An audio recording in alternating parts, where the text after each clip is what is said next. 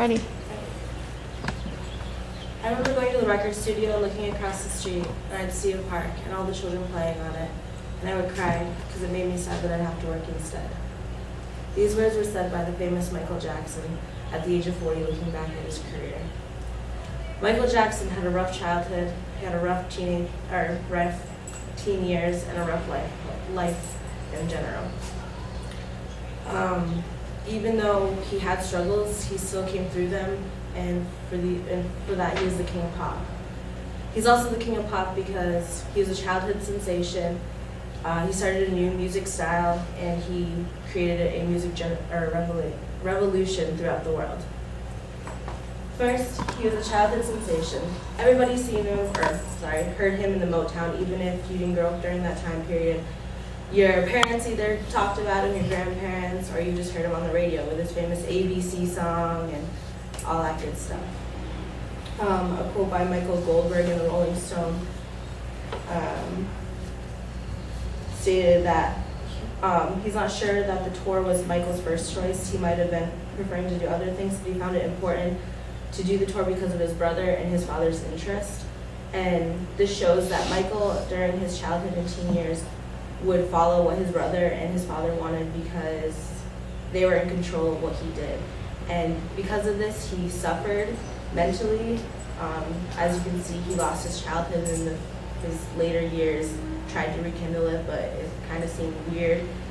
And for the future of music, because when he did branch out, he became this huge sensation because he had ideas that were out of the box.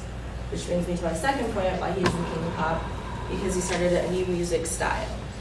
In the 1980s, no one had ever heard anything that Michael Jackson brought forth with Thriller or Billie Jean.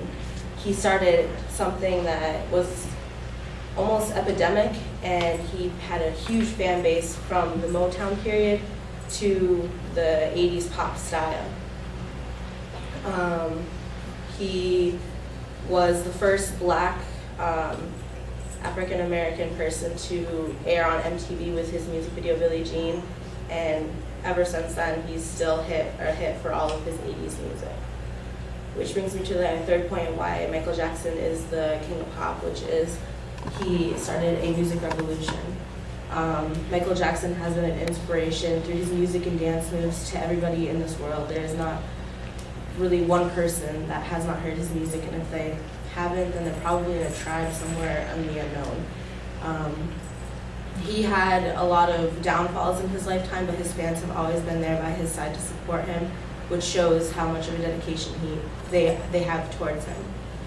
Michael Jackson also donated countless millions to children throughout the world, and he wears even a black band on his arm when he did live, to just remember all the deaths of the children.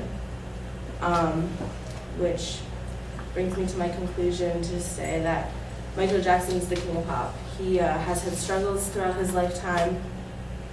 He overcame them. He didn't lose his soul himself. He stood by what he said. He believed in himself, and he believed in his fans. And for that reason, he is a childhood sensation. He started a new music style, and he started a music revolution altogether, making him the king of pop.